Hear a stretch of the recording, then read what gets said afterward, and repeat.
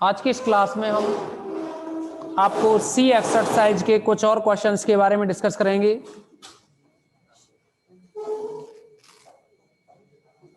सी exercise last meeting में आपको question number 8 बता दिया था, शायद 9th भी बता दिया है ना। 10th कराया था वो। 10th नंबर का क्वेश्चन देखेंगे इसमें आप। क्वेश्चन नंबर 10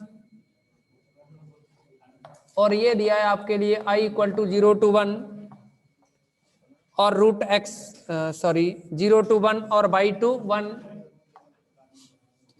नेक्स्ट है इसमें x² cos x² minus xy और dy dx। क्लियर। अब आप इसमें क्या है कि पहले लिमिट ऑफ इंटीग्रेशंस को लिखोगे, समाकलन की सीमा, समाकलन की सीमा। आप देखेंगे ये लिमिट क्या है, dy की है, तो y = कितना रहेगा 0 से लेकर के और y = 1। अच्छा, अभी तक कितने स्टूडेंट की समझ में नहीं आया ये बताइए। ये टॉपिक जो चल रहा है समझ में कितनों के में नहीं आया? एक तो होता है समझना, एक होता है कि हमसे क्वेश्चन नहीं हुआ। दोनों में अंतर होता है। एक तो होता है मेथड समझना और एक होता है कि क्वेश्चन नहीं हुआ। क्वेश्चन ना होना एक अलग बात है, सवाल के बारे में पता होना कि ये मेथड ये है, मेथड पता लग जाना ये दूसरी बात है। तो मेथड कितनों की समझ में नहीं आया ये बताओ?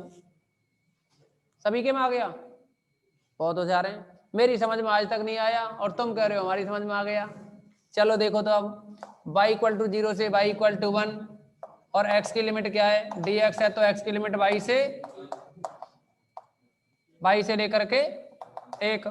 अच्छा, इससे समाकलन का क्षेत्र बनाएंगे ना, समाकलन का क्षेत्र, समाकलन का क्षेत्र। तो कैसे बनाएंगे समाकलन का क्षेत्र?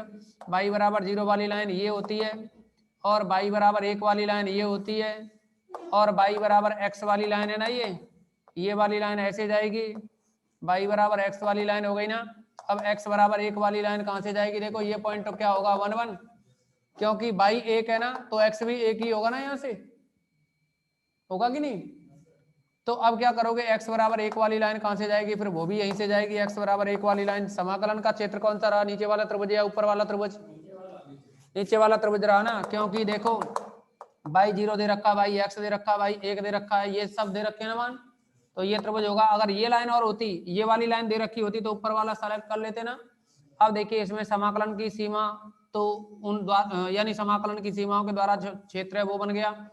अब पट्टिका किसके समांतर होगी? पीछे क्या है, dx, तो जो पीछे दे रखा हो dx पीछे, तो उसी के समांतर पट्टिका ले ली जाती है। dx है तो x अक्ष के समांतर पट्टिका लेंगे, किसके? x अक्ष के समांतर। अब समाकलन का क्रम परिवर्तित करेंगे, समाकलन का क्रम परिवर्तित करने पर पट्टिका किसके समांतर हो जाएगी? समाकलन का क्रम परिवर्तित करने पर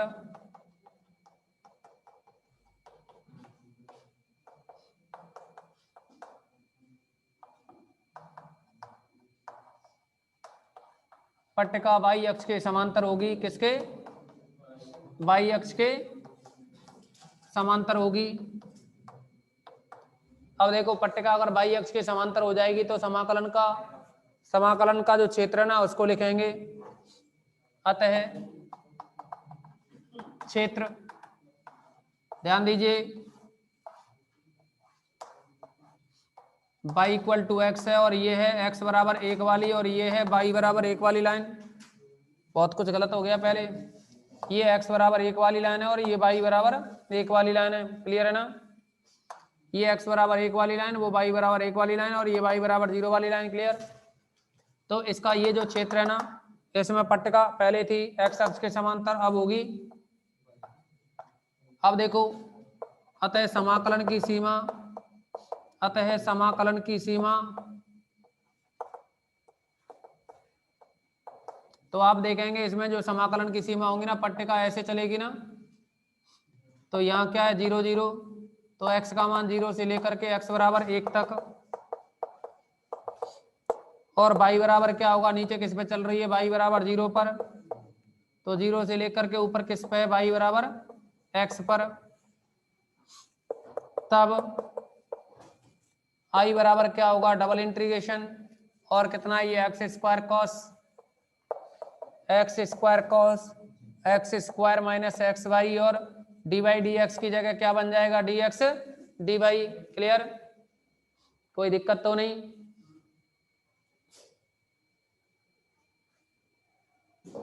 ये एक्स्ट्रा क्लास कब चलती है आपकी?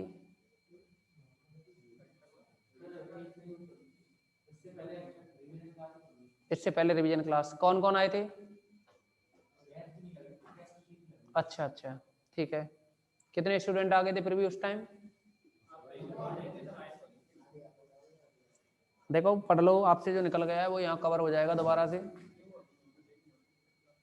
ठीक है, नेक्स्ट देखेंगे यहाँ x square cos x square minus x y, लेकिन इसमें लिमिट्स है ना। डी एक्स है, पहले तो एक्स की लिमिट लगाओगे, एक्स का मान 0 से 1 तक, वाई का मान 0 से एक्स तक।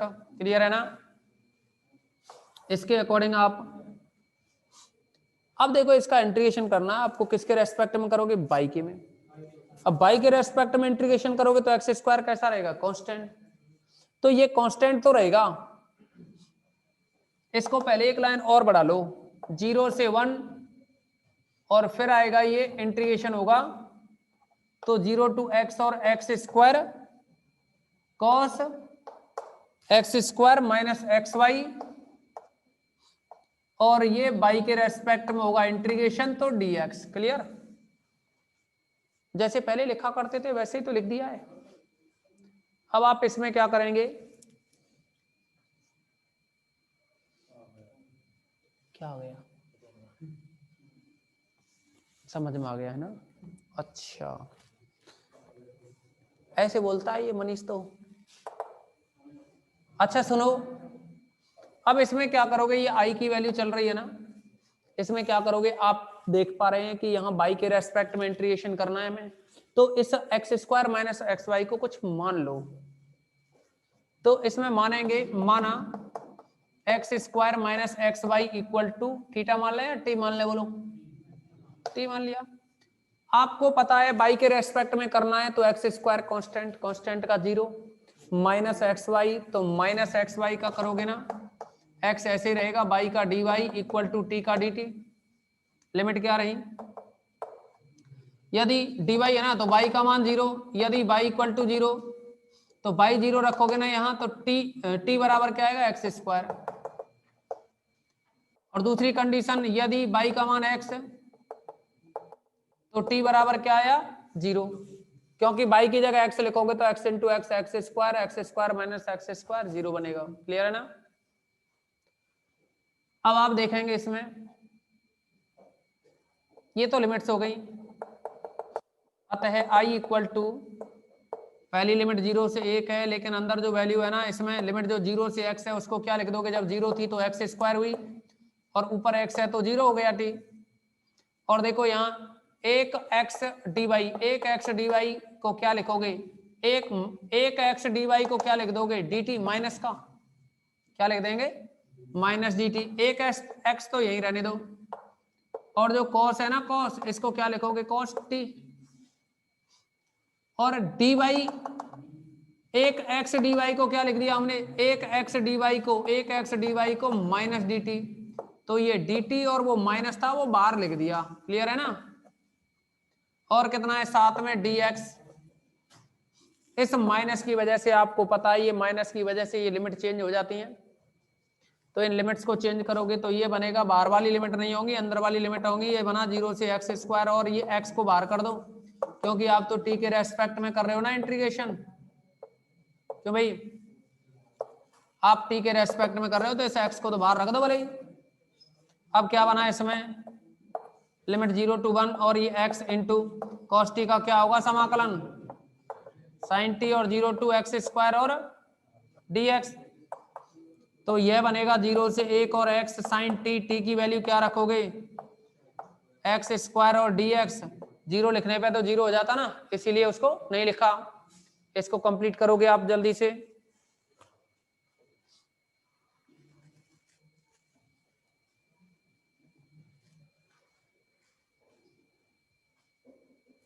या एक काम और करेंगे, अभी यहाँ का बचा हुआ पार्ट इधर कर रहे हैं हम सॉल्व। देखो ये बनेगा फिर से 0 से 1 एक्स साइन एक्स स्क्वायर है ना। अभी इसमें इस एक्स स्क्वायर को कुछ और मान लो, इस एक्स स्क्वायर को थीटा मान लो। देखिए यहां माना x square equal to theta, तो ये बना 2x dx equal to d theta. तो यहां जो x dx है ना, x dx उसकी जगह लिख दोगे डी थीटा बटे 2। क्या बनेगा ये देखो, लिमिट क्या बनेगी, लिमिट देखो अगर 0 रखोगे x की जगह तो थीटा का मान 0 आया 1 लिखोगे तो थीटा का मान 1 आएगा। और ये x dx क्या बन रहा है, डी थीटा बटे 2, तो ये हो गया डी थीटा बटे 2। और यहाँ जो साइन एक्स स्क्वायर है ना, इस एक्स स्क्वायर को क्या लिख दोगे, थीटा।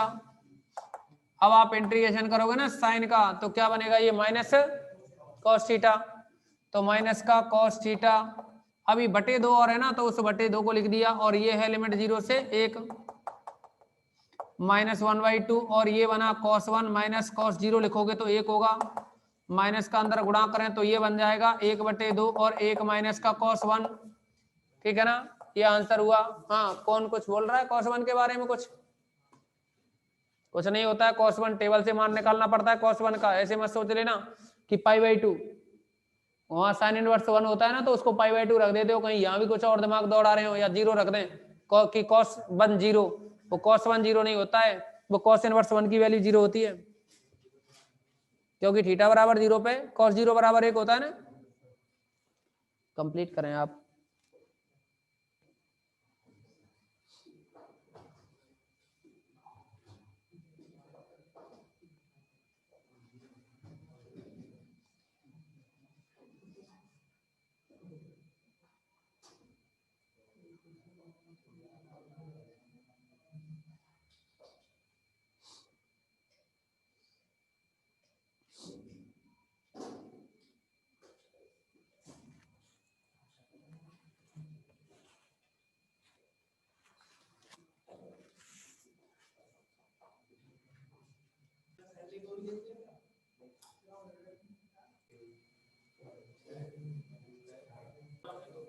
हाँ तो देखेंगे अब इसमें नेक्स्ट क्वेश्चन समझें।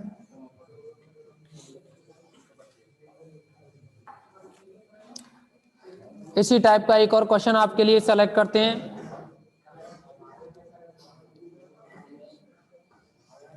तेरे में क्वेश्चन को सेलेक्ट कर लेना। 13वां क्वेश्चन बताएं या कुछ और,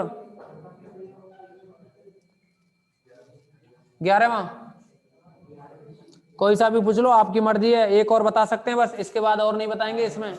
यानी 8 से लेकर के 13 तक के जो क्वेश्चन है ना, उनमें से अब कोई सा एक और पूछ सकते हो आप। तो देखिए 13वां,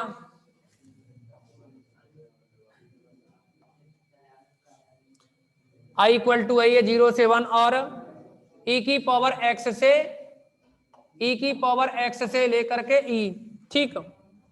और ये दे रखा है dy dx, क्वेश्चन में दे रखा है आपके लिए dy dx,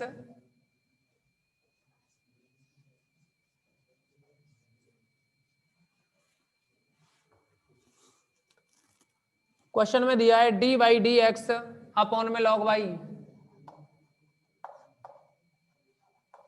तो आप लिमिट देखेंगे 0 से 1 हो गई है y की, और x की क्या है, x equal to dy dx है ना। इसमें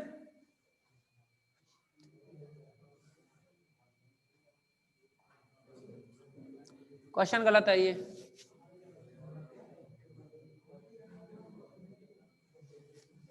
यहां अगर dx dy होती है तो ही क्वेश्चन हो पाएगा सही, ठीक है ना। अब आप x की लिमिट देखेंगे तो x बराबर 0 से 1। दूसरा देखिए dy है ना, तो y बराबर e की पावर x, y बराबर क्या रहेगा, e की पावर x से y बराबर e, ठीक है। अब इसमें समाकलन का क्षेत्र बनाएंगे ना, ध्यान दो, इसमें समाकलन का जो क्षेत्र बनेगा वो समझें। पहले तो y बराबर e की पावर x के ग्राफ के बारे में डिस्कस करोगे।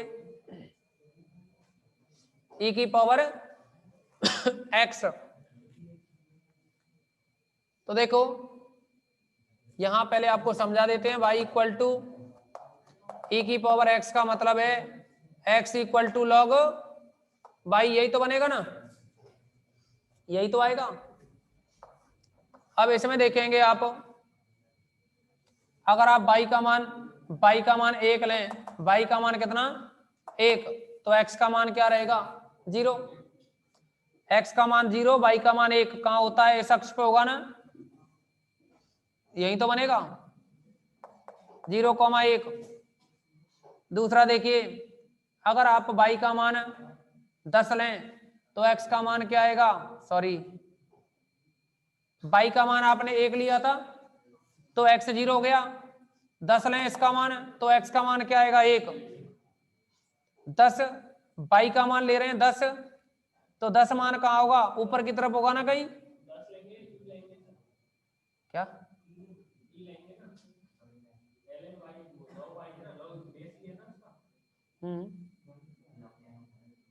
ई बेस है, फिर क्या करना,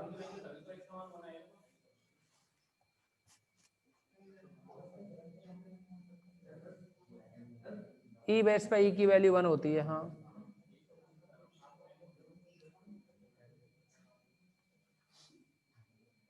पॉइंट मान के कर लो, ग्राफ अपने आप आ जाएगा, छोड़ो ये ग्राफ समझो, देखना समझाना भी है ना आपको, आप यहाँ एक टेबल से समझो, x का मान 1 लिया, जैसे x का मान कितना लिया 1, तो y का मान क्या आएगा e, यानी 2.71 होता है, फिर भी आप तो e रहने दो, x 2 लिखेंगे तो e स्क्वायर, x 3 लिखोगे तो e क्यूब। अच्छा x की वैल्यू अगर आप इनफाइनाइट करें तो x की वैल्यू e इनफाइनाइट हो जाएगा, लेकिन माइनस इनफाइनाइट करें तो 0 हो जाएगा, है ना, x की वैल्यू माइनस इनफाइनाइट करें तो x equal to minus infinite पे y इक्वल टू 0। इस टेबल से थोड़ा जल्दी क्लियर हो जाएगा, देखो अब। अच्छा काट के कहां जाएगा ये ग्राफ, x अक्ष या y अक्ष को कहीं काटेगा,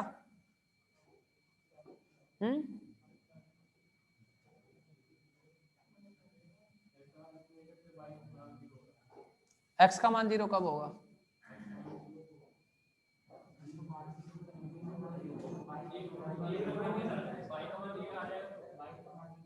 y बराबर 1 पे 0 होगा ना, इस पॉइंट को और लिख लो,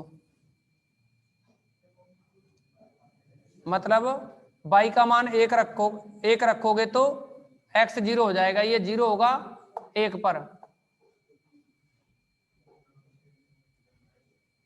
हाँ वही बात होगी ना, x 0 रखोगे तो इसका मान 1 हो गया, है ना। हाँ और देखना वो क्या था माइनस अनंत वाला,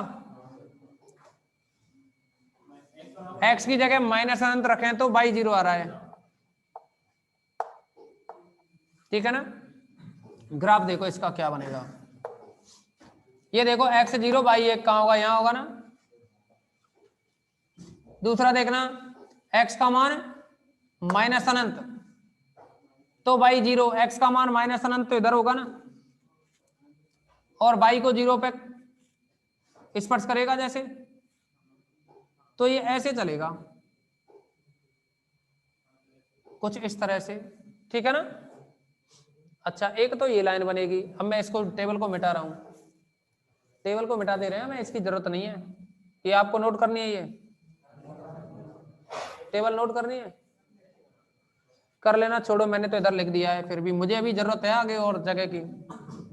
x बराबर 0 वाली लाइन कौन सी होगी, ये वाली लाइन होगी ना, x बराबर 0,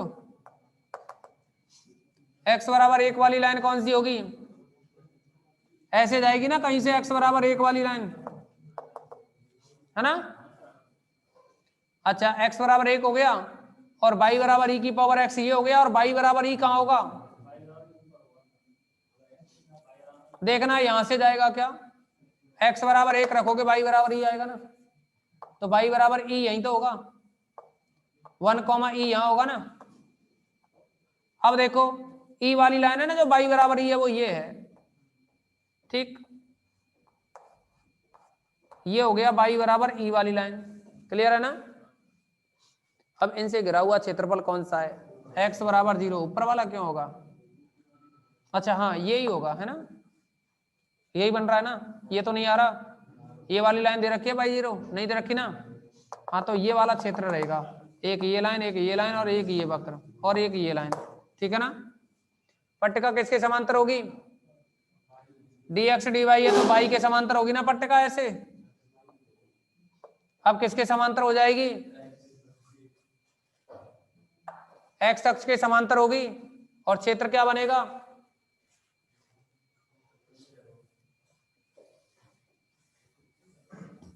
रीजन का टाइम हुआ क्या,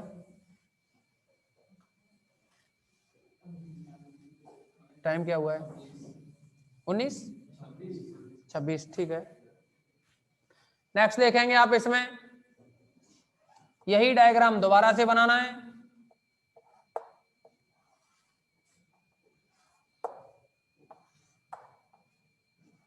y इक्वल टू ई, और ये है y इक्वल टू ई की पावर x, और ये वाली लाइन है x इक्वल टू 1, और ये लाइन है x इक्वल टू 0, और ये है y इक्वल टू ई वाली लाइन। तो ये क्षेत्र बनाता पट्टिका हो जाएगी किसके समांतर, x अक्ष के। ये पॉइंट कितना है 0,1, समाकलन की सीमा क्या रही, देखना नीचे से ऊपर चलेंगे ना तो नीचे y बराबर 1 से ही, y इक्वल टू 1 से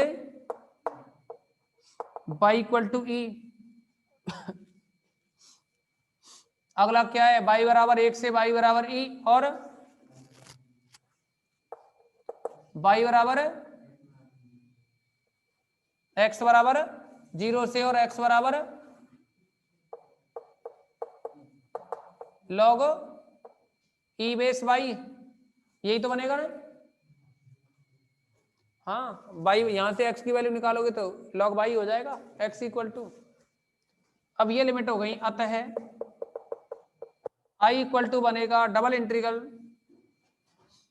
लिमिट रखोगे पहले तो उसको लिख दो d y d x d y की जगह d y d x upon में log e by base e है उस log का, लिमिट कितनी रही, 1 से तो ई और 0 से log वाई, क्लियर है ना ये। अब आपको किसके रेस्पेक्ट में करना है इसका इंटीग्रेशन, एक्स के में। जब आप एक्स के रेस्पेक्ट में करोगे तो 1 से ई और 0 से log ई बाई, एक्स के रेस्पेक्ट में करोगे तो ये बनेगा डी एक्स अपॉन में log ई बाई, और इसका इंटीग्रेशन करोगे तो ये बनेगा 0 से log, लिमिट लिख दी, और साथ में आएगा डी वाई। अच्छा देखो x के रेस्पेक्ट में कर रहे हो ना, इसका log ई वाई का कोई मतलब नहीं निकलता है वैसे, 1 अपॉन log ई वाई, चलो यहां लिख दो, या इसको इस इंटीग्रेशन से बाहर भी निकाल सकते थे। तो देखना dx का इंटीग्रेशन होगा बस, इसको तो बाहर भी निकाल सकते थे ना, कितना बनाइए, ये आएगा 1 से e, और यह बन जाएगा 1 से e किया तो dx का x होगा, 1 अपॉन log ई वाई को तो बाहर कर दिया हमने, इससे तो कोई मतलब ही नहीं है, समाकलन x के सापेक्ष हो रहा है, ये तो y वाली टर्म है, इसको तो बाहर किया। अब देखिए इसमें क्या बनेगा, यहाँ dx का x हो जाएगा, लिमिट 0 से log ई वाई और dy 1 से e, और ये रहा 1 upon log e y into log वाई लिखोगे, यहाँ साथ में आएगा ये dy log e y, cancel हो गए ना, dy का करोगे तो क्या आएगा बाई, और लिमिट कितनी है 1 से e माइनस का 1 आया ना, नोट करें छोटा सा है ना, करो कंप्लीट। आप सभी इस क्लास को रिजॉइन करोगे एक बार,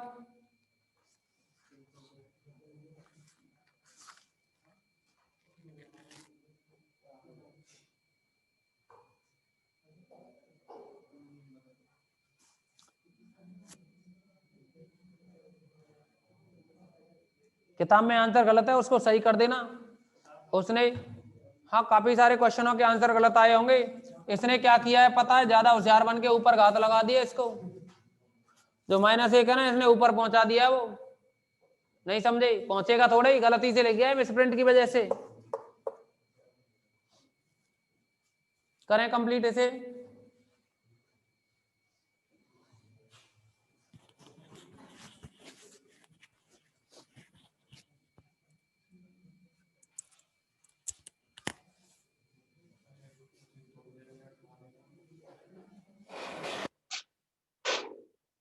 आप सभी क्लास रिज्वाइन करोगे?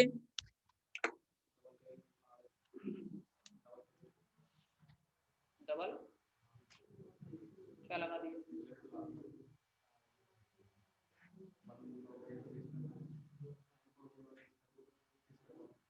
और